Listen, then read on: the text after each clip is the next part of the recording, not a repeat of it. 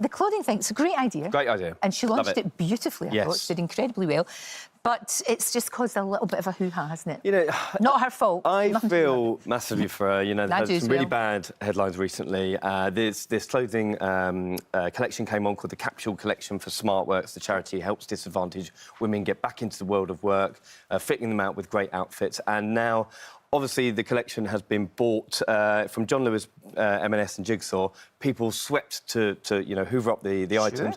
And now they're being sold on eBay for about 7 times their value. So we got a dress from M&S 1950 being sold for £150. Now, this is going... It's going against sort of the moral reason as to why this was all being done. She'll be really annoyed about that. Yeah, and I think that, you know, obviously there'll be new stock coming. People will be able to buy an item of clothing which will then be duplicated to go to the charity to help a woman get back to work. Such a good idea. I really hope, though, that the money that's getting made in eBay, I don't probably think it'll be finding it. Well, this is something that maybe they should be doing as well to help the charity. Maybe. Well, look, they're all toddling off to Africa. The lucky things. Yes. So lucky on Friday, I guess. Yes, and I'll be going as well, so I will be bringing you all the latest from South Africa and then go on a big tour, obviously, for the Sussexes. It's their first with baby Archie. Now, this is a tour like no other because not only are they going to South Africa, but Harry will be leaving them to go to Botswana, Angola and Malawi. Now, the reason baby Archie isn't going is because he's only a little baby, 5 months old, and he won't be able to go on the little planes. But there's plenty to look forward to. Obviously, we've got the normal things that they're passionate about: education, conservation, female empowerment. Harry will be doing a lot with landmines in Angola. Obviously, the really iconic photographs and what she was doing in Angola in 1997. So he's going to replicate that? Well, he'll be going back to the same place that she was there with, meeting people that she met as well. So I think this is going to be very historic, very iconic photos of the two of them together. So lots to look forward to.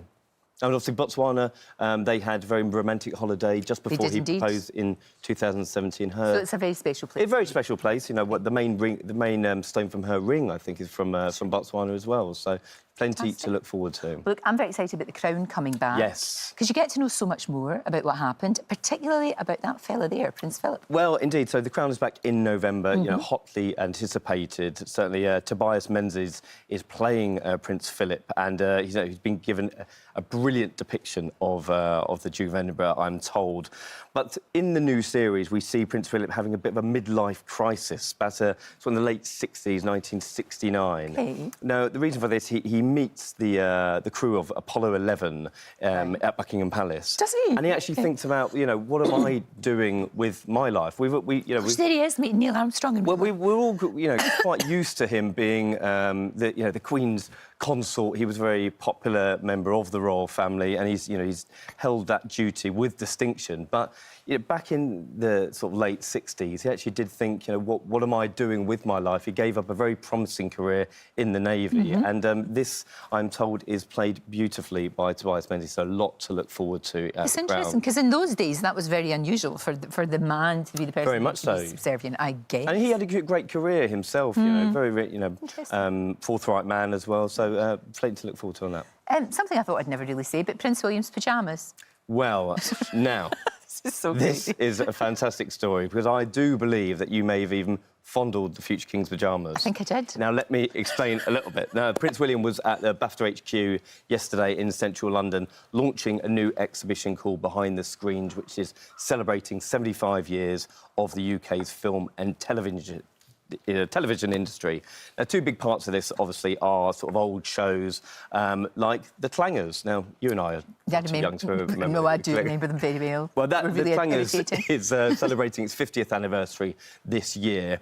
But it was actually relaunched in 2015, and I'm told that Princess Charlotte is a big fan of the Clangers. So Prince William was presented with a little Clangers toy. Right. I mean, he looks quite perturbed about it. Bemused. Yeah. I think the word is bemused. Well, he did say, "Listen, I've dropped a few Clangers in my time, so maybe this will add to it." But one of the other big things is celebrating, recent shows that have gone on to have global success, like Killing Eve, which we all love, especially on this show. Now, Prince William was presented with a pair of Jodie Comer's pyjamas that were in season 2. Now I see where you're going, because we had them on the show. You had them on the show. Right. But I can reveal that there were only about 4 or 5 pairs made for the show. So when Prince William was presented with these, it's more than likely that you've had your hands on the future King's pyjamas. That's as close as I'll get. But it's pretty close. Well, we're always mixing shoulders with royalty, So it's fine. aren't we? So enjoy.